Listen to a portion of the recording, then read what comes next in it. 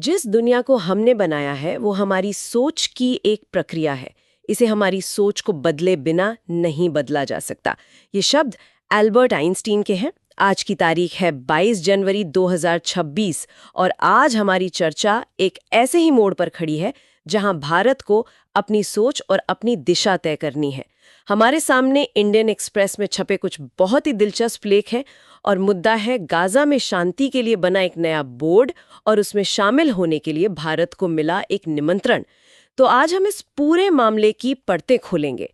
ये Gaza board of peace आखिर है क्या, इसमें शामिल होने के फायदे क्या हैं और वो कौन से नैतिक और रणनीतिक कारण हैं जिनकी वजह से भारत को शायद ना कहना चाहिए।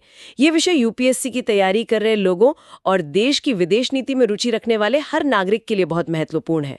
तो चलिए इस उलझी हुई गुत्थी को सुलझाने की कोशिश करते हैं। तो सबसे पहले ये निमंत्रण आया कहाँ से है, मतलब इसकी नींव क्या है? देखिए, ये निमंत्रण 16 जनवरी को अमेरिकी राष्ट्रपति डोनाल्ड ट्रंप की तरफ से आया है। उन्होंने प्रधानमंत्री नरेंद्र मोदी को इस बोर्ड में शामिल होने के लिए न्योता भेजा है। और ये उनके 20 सूत्रीय गाजा रोड मैप का हिस्सा है ना? जी हाँ, बिल्कुल। और ये कोई अचानक से आई हुई बात नहीं है। भारत पहले ही इस 20 सूत्रीय रोड मैप का एक तरह से स्वागत कर चुका है। अच्छा, तो ये उसी प्रक्रिया का अगला कदम है। इस बोर्ड में दुनिया के करीब 50 से 60 नेताओं को बुलाया गया है। 50-60 नेता, लेकिन यहाँ एक दिलचस्प मोड़ भी तो है। मैंने पढ़ा कि P5 देशों में से, मतलब सुरक्षा परिषद के स्थायी सदस्यों में से सब लोग हानि कहे। आपने बिल्कुल सही पकड़ा। फ्रांस के राष्ट्रपति मैक्रोन ने तो साफ मना कर दिया है। और रूस और चीन, उनका क्या रुख है? क्योंकि उनकी भागीदारी तो बहुत मायने रखती है। बिल्कुल, रूस और चीन दोनों ही अभी इस पर विचार कर रहे हैं। हालांकि ट्रंप ने ये दावा किया है कि पुतिन ने निमंत्रण मान लिया है, लेकिन रूस की तरफ से कोई आधिकारिक पुष्टि नहीं हुई है। और यहीं से इस बोर्ड की असली प्रकृति सामने आती है। ये पूरी तरह से एक अमेरिकी नेतृत्व वाला, मतलब एक अमेरिकन लेड उद्यम है। मतलब ये यूएन के नेतृत्व वाली प्रक्रियाओं जैसा नहीं है? बिल्कुल नहीं। ये उन प्रक्रियाओं से एकदम अलग हैं जिन्हें आमतौर पर भारत, रूस और चीन ज्यादा पसंद करते हैं, ज्यादा भरोसेमंद मानते हैं। इसका कोई और सबूत है? मतलब ये शक क्यों है? सबसे बड़ा सबूत है नवंबर 2025 का यूएन सुरक्षा परिषद का वोट। जब इस बोर्ड को मंजूरी दी जा रही थी, तब चीन और रूस दोनों ने वोटिंग में हिस्सा ही नहीं लिया। अच्छा, उन्होंने वोटिंग से खुद को अलग कर लिया? हाँ, उनका वोटिंग से बाहर रहना ही अपने आप में एक बहुत बड़ा संदेश है। ये दिखाता है कि दुनिया की दो बड़ी शक्तियां शुरू से ही इस प्रक्रिया को शक की नजर से देख रही हैं। और मैंने सुना है कि इस बोर्ड के कुछ नियम और प्रावधान भी बहुत ही अनोखे हैं। अनोखे कहना तो शायद कम होगा, ये तो अभूतपूर्व है। पहली बात, ट्रंप इसके पहले अध्यक्ष होंगे। ठीक है। और ये लेखों के अनुसार संभव है कि वे अपने राष्ट्रपति कार्यकाल के बाद भी इस पद पर बने रहें। ये तो अपने आप में ही अजीब बात है ना? और दूसरी शर्त तो और भी चौंकाने वाली है। वो $1 बिलियन वाली बात? हाँ, स्थायी सदस्यता के लिए $1 बिलियन अमेरिकी डॉलर का योगदान। $1 बिलियन। ये तो कूटनीति कम और किसी महंगे कंट्री क्लब की मेंबरशिप ज्यादा लग रही है। आपने बिल्कुल सही कहा।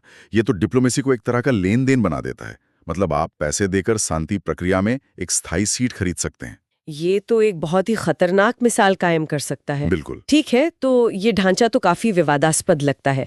एक अमेरिकी पहल जिससे रूस और चीन दूरी बना रहे हैं और जिसमें शामिल होने के लिए पैसे देने पड़ रहे हैं। लेकिन फिर भी इंडियन एक्सप्रेस का एक हिस्सा कहता है कि भारत को हाँ कह देना चाहिए। मुझे ये समझना है कि इतने सारे सवालों के बावजूद हाँ कहने के पीछे क्या तर्क हो सकता है। इसका मुख्य तर्क यथार्थवाद या रियलिज्म पर आधारित है। रियलिज्म, हाँ। लेख कहता है कि इस निमंत्रण को भारत के बढ़ते वैश्विक कद की मान्यता के रूप में देखा जाना चाहिए। अमेरिका आज भारत को एक ऐसी आवाज मान रहा है जिसे सुनना जरूरी है, खासकर पश्चिम एशिया जैसे जटिल क्षेत्र में जहां भारत का पारंपरिक रूप से प्रभाव रहा है। एकदम सही। तो तर्क ये है कि अगर आपको बुलाया जा रहा है तो जरूर जाएं, क्योंकि आपकी गिनती हो रही है। और अगर भारत मना करता है तो इसे एक प्रमुख अंतर्राष्ट्रीय मुद्दे पर अपनी जिम्मेदारी से पीछे हटने के तौर पर देखा जा सकता है। और हो सकता है कि इससे भविष्य में ट्रंप प्रशासन के साथ संबंधों में कुछ खटास आ जाए। मतलब तर्क ये है कि आप सिस्टम को बाहर रहकर नहीं बदल सकते। अगर गाजा के भविष्य को आकार देना है तो उस मेज पर बैठना ही होगा जहां फैसले लिए जा रहे हैं। बिल्कुल। लेकिन क्या सिर्फ टेबल पर सीट होना ही काफी है? लेकिन हो सकता है कि कुछ सुना भी ना जाए। मैंने ये भी पढ़ा कि ऐसी खबरें हैं कि अध्यक्ष के पास, यानी ट्रंप के पास वीटो पावर होगी।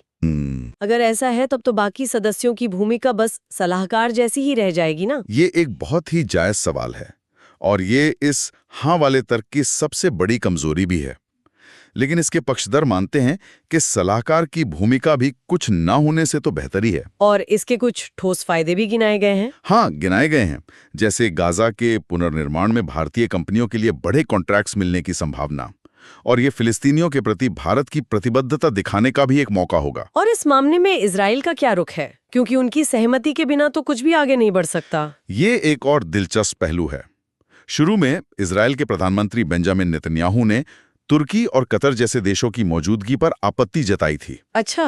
लेकिन अब वो इस बोर्ड में शामिल होने के लिए सहमत हो गए हैं। उनकी सहमति इस प्रक्रिया को एक तरह की राजनीतिक वैधता देती है। तो तर्क ये है कि जब मुख्य पक्ष ही बोर्ड में शामिल होने को तैयार है तो भारत को पीछे क्यों रहना चाहिए? बिल्कुल। संक्षेप में हाँ कहे का तर्क ये है कि ये एक प्रैक्टिकल कदम है।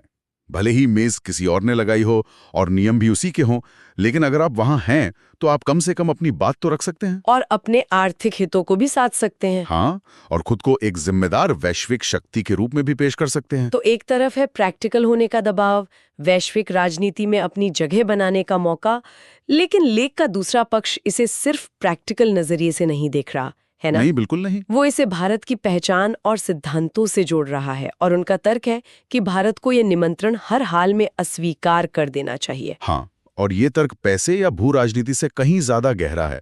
ये भारत की संवैधानिक नैतिकता, उसकी स्ट्रैटेजिक ऑटोनॉमी और नैतिक विश्वसनीयता का सवाल है। और इस ना को सही ठहराने के लिए लेख में 4 मुख्य कारण दिए गए हैं। जी, 4 मुख्य कारण, और ये कारण भारत के मूल सिद्धांतों से जुड़े हैं। तो ये सिर्फ भू राजनीति का मामला नहीं, बल्कि भारत की पहचान से जुड़ा सवाल है।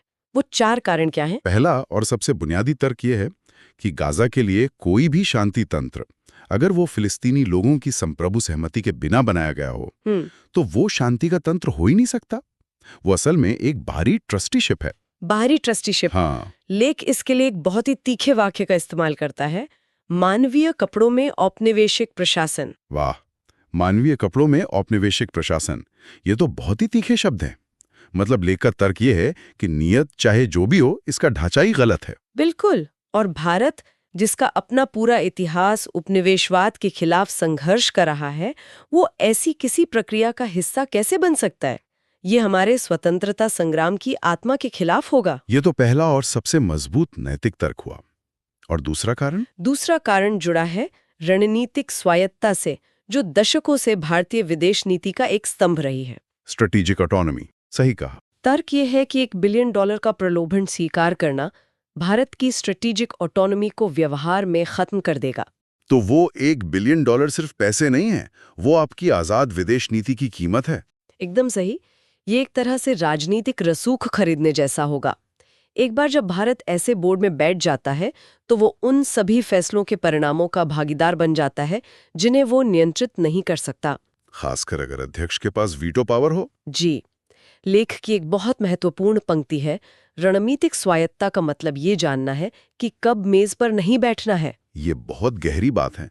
कभी-कभी दूर रहना ही सबसे शक्तिशाली कदम होता है। बिल्कुल। और बाकी 2 तर्क? वो ग्लोबल साउथ में भारत की छवि से जुड़े हैं। हाँ, तीसरा तर्क ये है कि इस बोर्ड में शामिल होने से ग्लोबल साउथ में भारत की दशकों की बनी साख को भारी नुकसान पहुंचेगा। उसे अन्याय को स्थिर करने वाले एक अमीर देशों के क्लब के सदस्य के रूप में देखा जा सकता है। हाँ, न कि न्याय की हिमायती के रूप में।